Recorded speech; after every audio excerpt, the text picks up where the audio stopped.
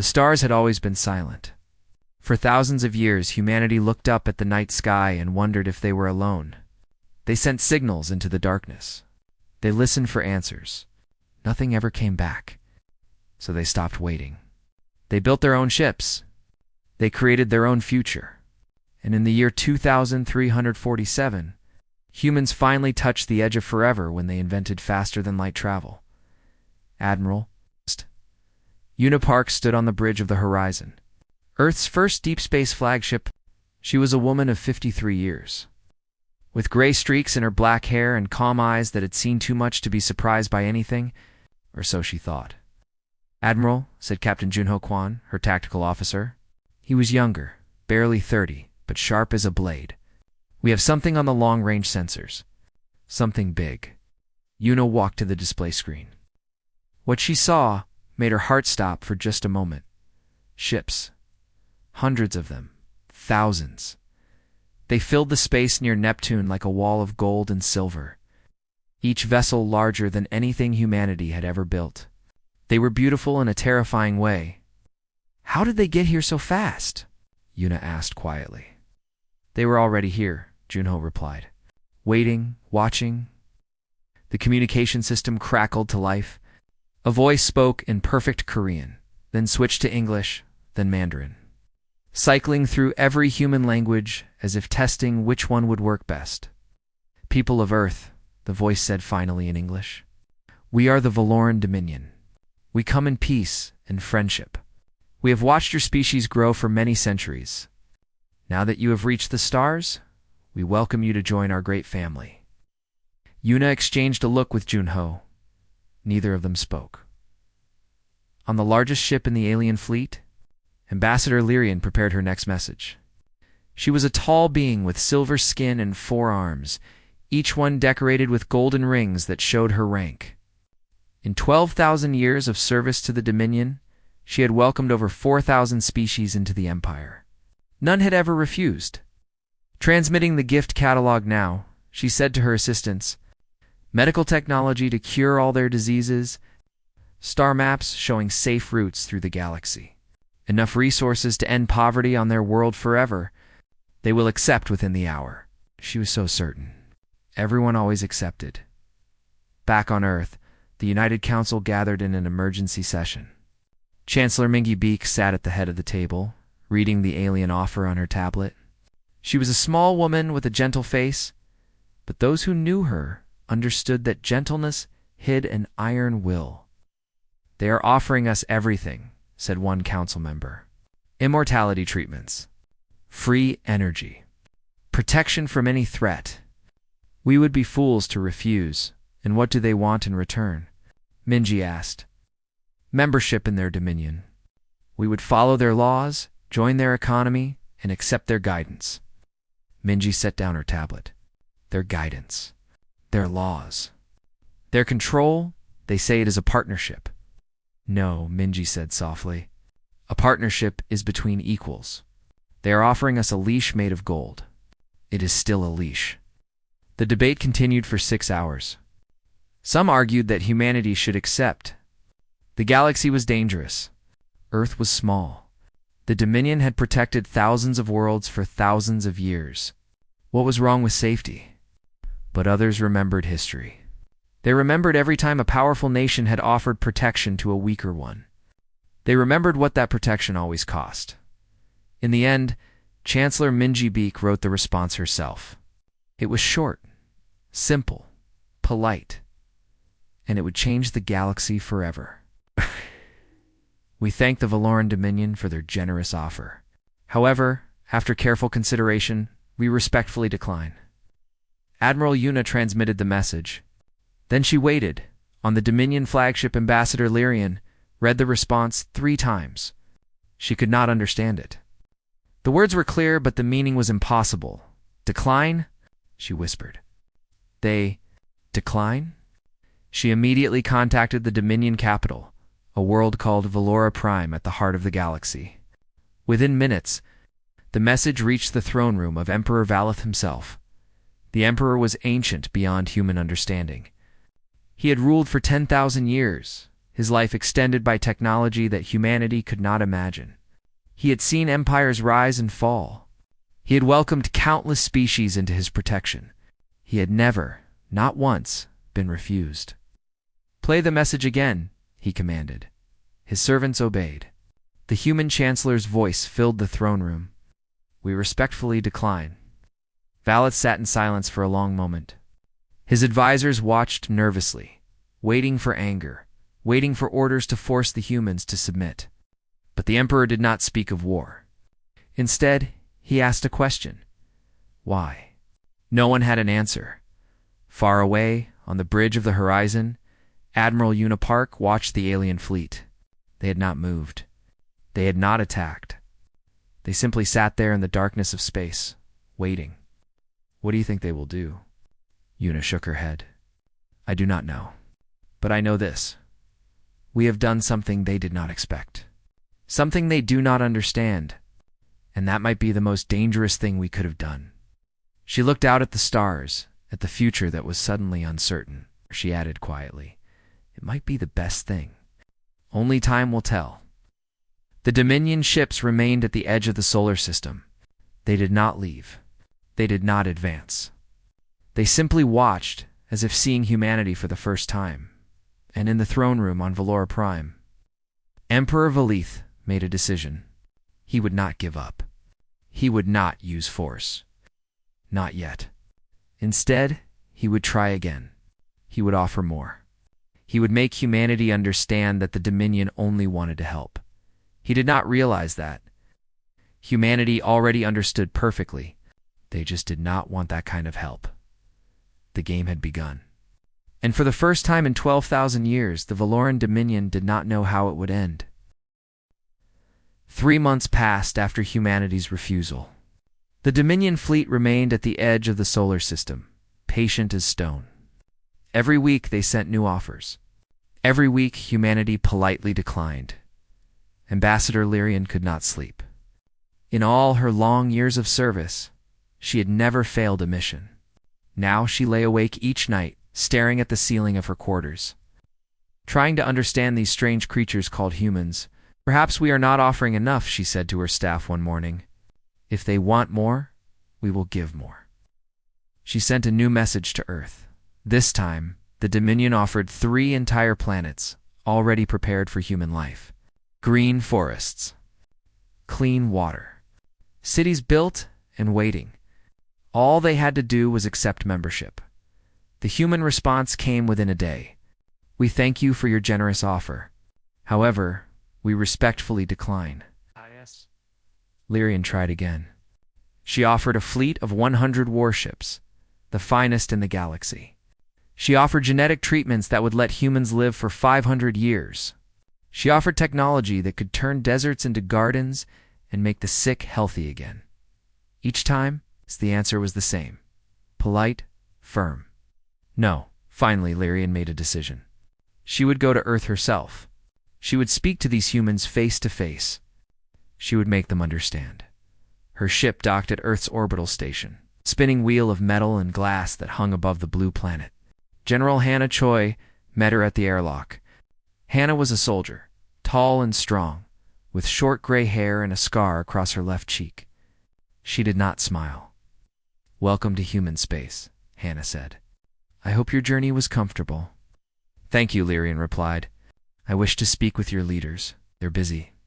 But Captain Junho Kwan has been assigned as your liaison. He will answer your questions." Lyrian wanted to argue. She was an ambassador of the greatest empire in the galaxy. She should meet with chancellors and presidents, not captains. But she held her tongue. Perhaps starting small would help her. Understand, Jom met her in a conference room with large windows that showed Earth below. He was calm and polite, offering her a seat and a drink. She refused both. "Captain Kwan," she said, "I have studied your species for 3 months now. I have read your history. I have watched your broadcasts, and I still do not understand. Why do you refuse us?" Gunho considered the question carefully before answering. "May I ask you something first, Ambassador? Of course, how did the other species join your dominion?" Lyrian smiled proudly. "We found them when they were struggling. Many were dying from disease or war or hunger. We offered them salvation. We gave them everything they needed to survive and grow. In return, they became part of our family. Junho nodded slowly. So you saved them. Yes. And now they depend on you for everything. Illyrian paused. She had never thought of it that way. They are grateful. They are happy. I am sure they are, Junho said. But Ambassador, we were never saved. We crawled out of the mud ourselves. We cured our own diseases. We ended our own wars. We built our own ships. Everything we have, we earned with our own hands. But we could give you so much more. Junho leaned forward. And that is exactly the problem. If you give it to us, it is not ours. It belongs to you. We would owe you forever. We would never be equals. We would be children, living in a house built by our parents, following rules we did not make. Lyrian felt frustrated. You would rather struggle and suffer than accept help. We would rather earn our place in the galaxy than have it given to us. She stared at him for a long moment. That is madness, perhaps Junho said with a small smile. But it is our madness. It is what makes us human. Lyrian left the station without an agreement. She returned to her flagship and sent a full report to Emperor Valeth. When she finished, she added something she had never written before. I do not believe they will ever accept your majesty. They see our gifts as chains. I do not understand them, but I am beginning to fear them. On Valora Prime, Emperor Valeth read the report in silence. His advisors waited nervously around him. Some wanted to declare war immediately. Others wanted to abandon the humans and let them rot in their corner of space. But Valeth was thinking about something else. He remembered a species from long ago, before the Dominion was born. They had been like the humans, stubborn, proud, unwilling to bow. Valeth had been young then, barely 1,000 years old. He had watched that species burn themselves out in a war they could not win. "We should crush them now," said one advisor. "Before they become a threat." Valeth raised a hand for silence. "No, not yet. I want to know more. I want to understand why they refuse what every other species has begged for. Your Majesty, they are primitives. There is nothing to understand. And why do they frighten you so much?" The advisor had no answer. Valeth ordered his scholars to study humanity in detail. Every war, every invention, every failure and triumph. He wanted to know everything about these strange, stubborn creatures. Meanwhile, back on Earth, Dr. Taiwu Shin was doing his own research. He was a xenobiologist, tasked with studying the Dominion from the data they had shared. What he found made him uneasy. "General Choi," he said, presenting his findings, "every species in the Dominion stopped advancing after they joined. Their technology stayed the same. Their culture froze. They became content." Hannah Choi frowned. "That does not sound so bad." "It is not bad," Taiwu agreed. "But it is not growth either. They stopped struggling, so they stopped changing. The Dominion gives them everything, and in return, they give nothing new. They just exist." Hannah looked out the window at the stars. "And we would become the same." "Yes, if we accept, we stop being human. We become something safe and comfortable and ordinary." Hannah thought about her ancestors, who had crossed oceans and climbed mountains and fought against impossible odds just to survive. She thought about everything humanity had suffered and overcome. "We did not come this far to become ordinary," she said quietly. The stars waited in silence. And somewhere out there, the Dominion waited too. The great library of Valora Prime was older than most civilizations. Its halls stretched for miles, filled with the knowledge of 10,000 worlds. Here, Scholar Orvix worked day and night, studying the strange species that had refused the Emperor's gift. Orvix was small and old, 6 eyes that could read 12 books at once. He had studied countless species before, but none had confused him like the humans. He read their history over and over, trying to find the moment where everything made sense. It never came. "I do not understand," he muttered to himself. "They should not exist." Emperor Valeth appeared beside him, silent as a shadow. "What have you found, scholar?" Orvix jumped in surprise, nearly dropping a tablet. "Your Majesty? I did not hear you enter. I walk quietly when I wish to hear the truth. Tell me about the humans. Orvix gathered his notes and tried to organize his thoughts. They are impossible, Your Majesty. By every measure, they should have destroyed themselves long ago. Explain. 8. Their planet has limited resources. They fought wars over land, water, food, ideas. They created weapons that could burn their entire world. They poisoned their own air and water. They killed millions of their own kind over differences in belief. Valeth nodded slowly. Yet they survived. More than survived, Your Majesty. They thrived. Orvix pulled up a display showing human history. Every time they fell, they rose again. Stronger, smarter, more determined. They lost entire cities to disease and rebuilt them. They destroyed their environment and learned to repair it. They split the atom for war and then used it for peace. Fascinating. It is terrifying, Orvix said quietly.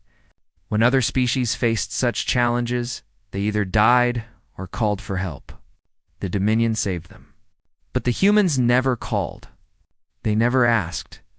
They simply adapted. Valeth studied the display, watching centuries of human history play out in minutes. He saw their suffering, their cruelty, their kindness, their stubborn refusal to give up, no matter how dark the night became. What does this tell you, scholar? Orvix hesitated. It tells me that they do not see our gifts the way other species do. When we offer protection, other species see safety. When we offer technology, they see progress. When we offer membership, they see belonging and the humans. They see chains, Your Majesty. They see surrender. They see death not of the body, but of the spirit. To them, struggle is not suffering to be avoided. It is the fire that makes them strong. Valeth was silent for a long time.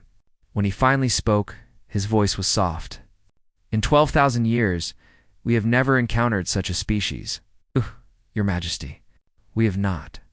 Far across the galaxy, Commander Sunhoru sat in a dark room on Earth's intelligence station, listening to intercepted Dominion communications.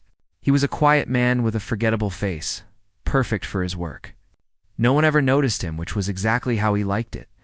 What he heard tonight made him sit up straight. General Choi, he said into his communicator, you need to hear this. An hour later, Sunho stood before General Hannah Choi in Admiral Yuna Park, playing the recordings he had captured.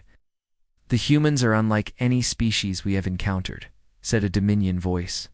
Their resistance is not logical. They gain nothing from refusal. Perhaps they are simply stupid, said another voice. No, I have studied them. They are clever, too clever. They see things other species miss. They ask questions others never think to ask. A third voice, deeper and older. Then they are dangerous. Yes, that is exactly what I am saying. Sunho paused the recording. They are afraid of us. Not our weapons, we do not have enough to threaten them. Not our technology, theirs is far better. They are afraid of what we represent, which is... Yuna asked, the unknown? Every species they have ever met eventually surrendered, accepted, became part of the Dominion. But we said no. And now they do not know what to do. Hannah crossed her arms. So what happens when someone does not know what to do? They make mistakes, Sunho said, or they attack. The room fell silent. On Valora Prime, Emperor Valeth called his war council together. They gathered in a great hall beneath a ceiling painted with stars, representing every world the Dominion protected. The Emperor sat on a throne of black stone, looking older than anyone had seen him look before. I have made a decision about the humans, he said. The council waited. We will give them one final chance. A choice. Join us willingly, or we will protect them by force. Admiral Thrawn, his senior military commander, nodded eagerly. Finally, we should have done this months ago. They are primitives. They cannot stand against our fleet. I am not so certain, Valeth said quietly. Your Majesty, I have studied them now. I have read their history. They do not surrender, Admiral. They fight until they cannot fight anymore, and then they find new ways to fight. They burn their own cities before letting enemies take them. They choose death over submission, then they will die. Valeth looked at his admiral with ancient, tired eyes. Perhaps. But at what cost to us? How many ships will we lose?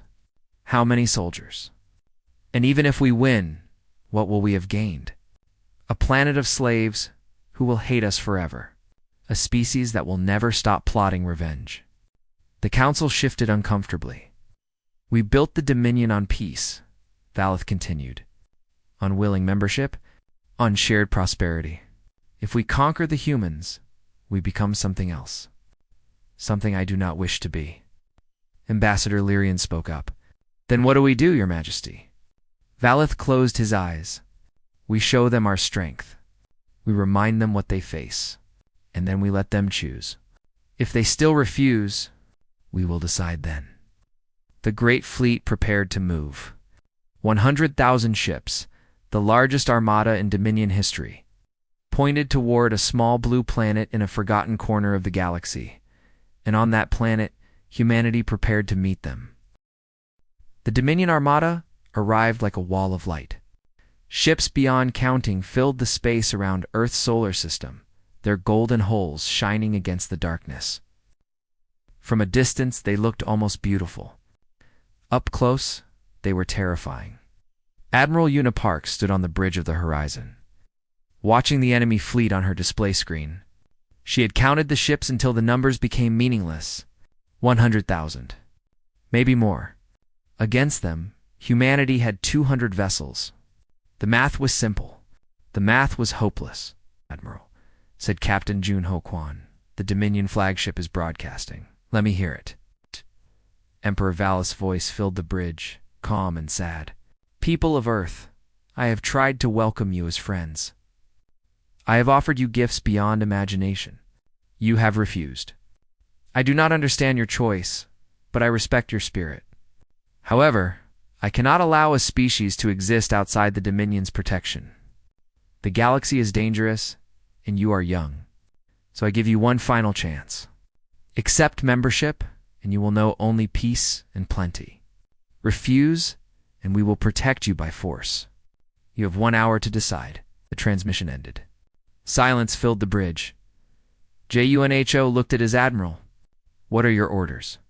Una turned to face her crew. These were her people. Humans who had trained for years, who had families and dreams and hopes. In 1 hour, many of them would die. Perhaps all of them. She had never been more proud. We did not build these ships to run, she said. We did not train for years to surrender. We are human. Our ancestors crossed oceans in wooden boats. They walked through deserts and climbed frozen mountains. They survived ice ages and plagues and wars that should have ended us. Every time the universe tried to break us, we got back up. She paused, looking at each face on the bridge. Today the universe tries again. And today, like every day before, we will stand.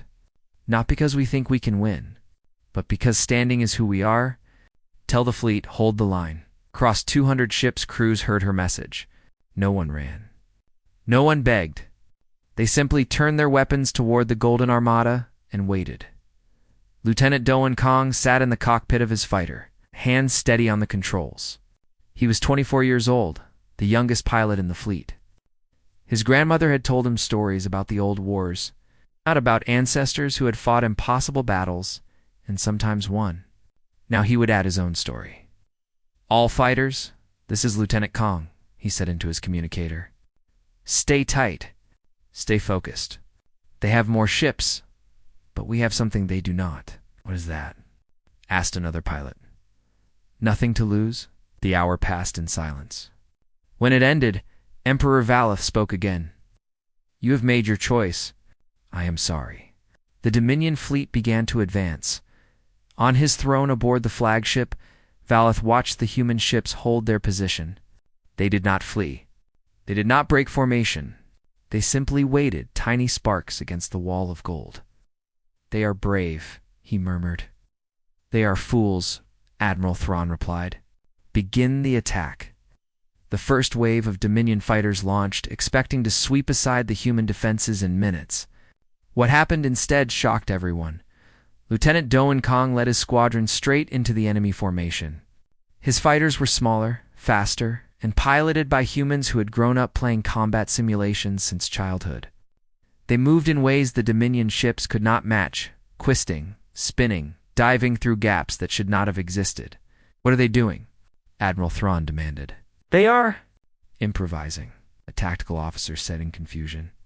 Doan and his team targeted the engines of 3 massive Dominion capital ships.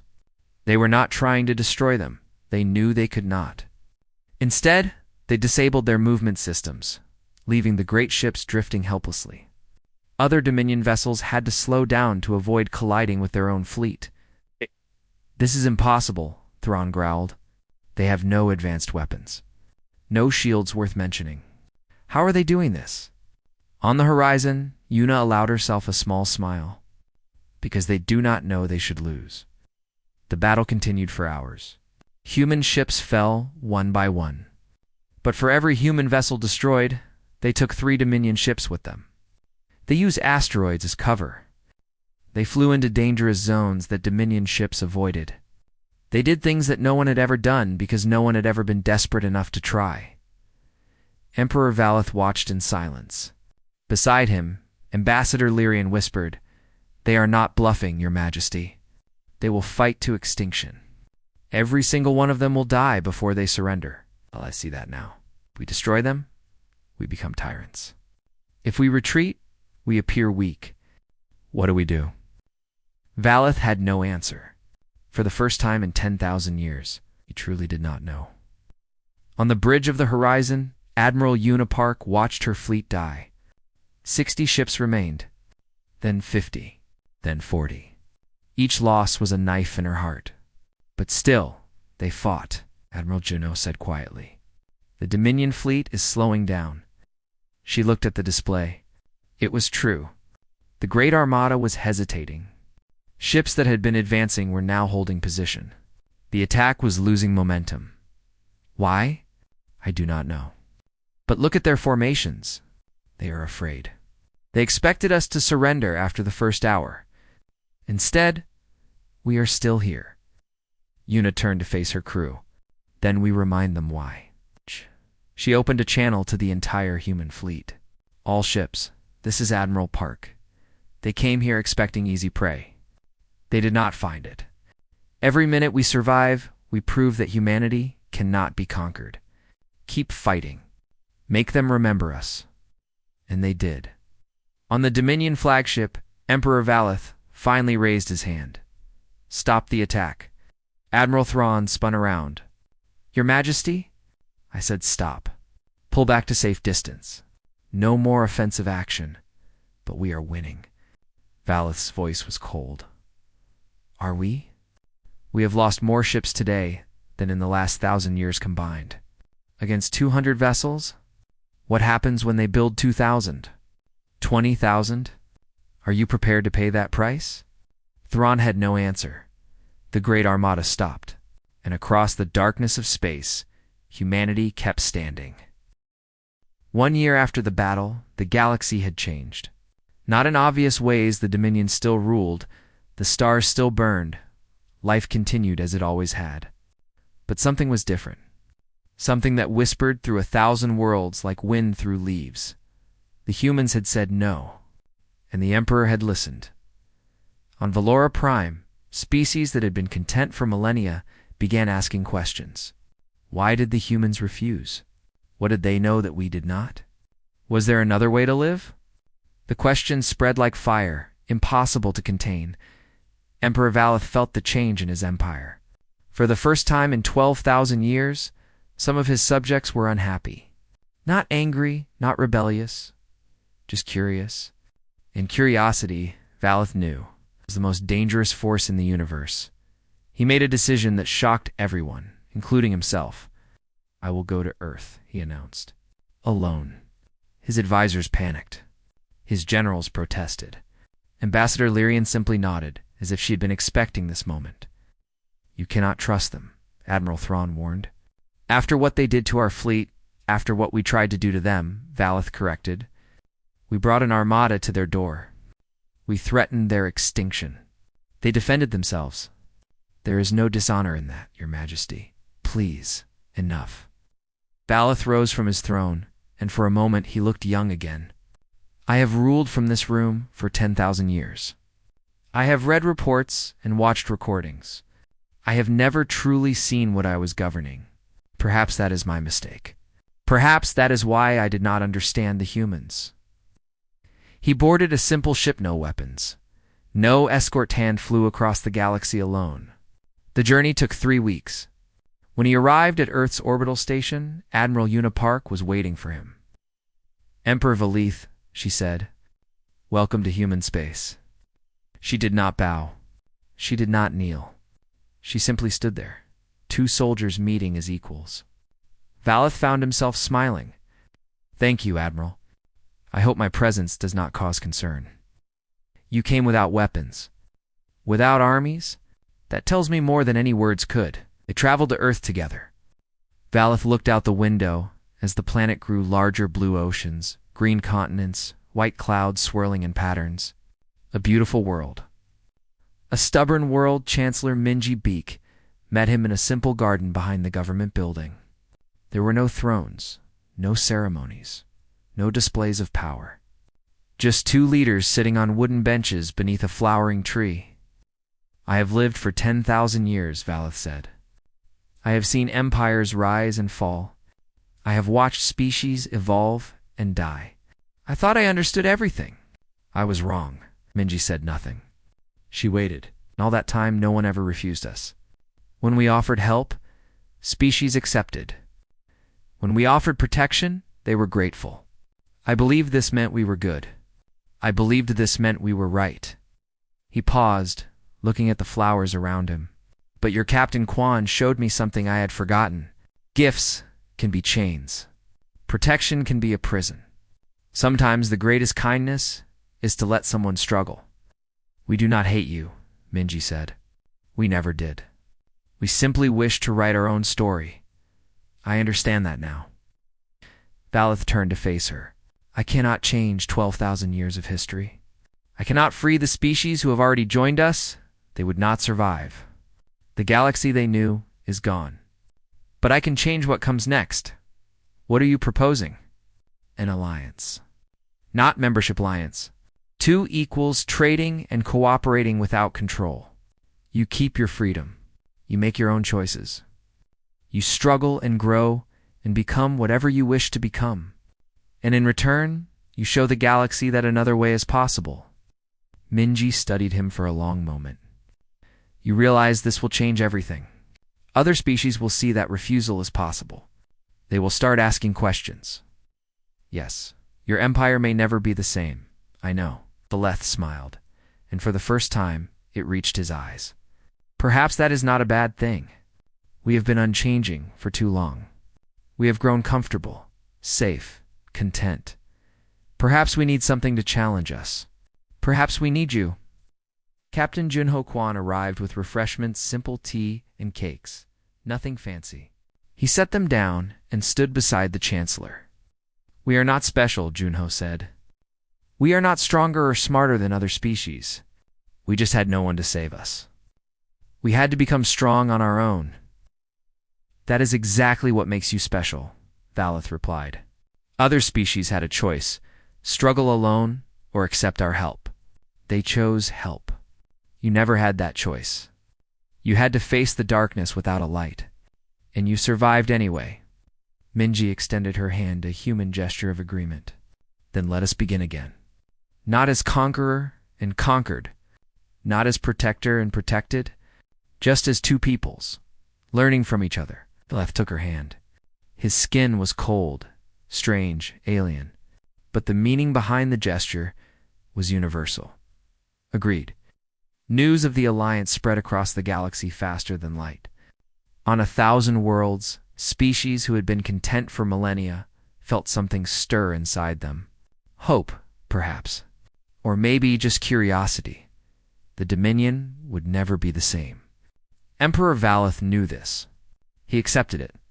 Because meeting the humans had reminded him of something he had forgotten long ago, that change was not something to fear.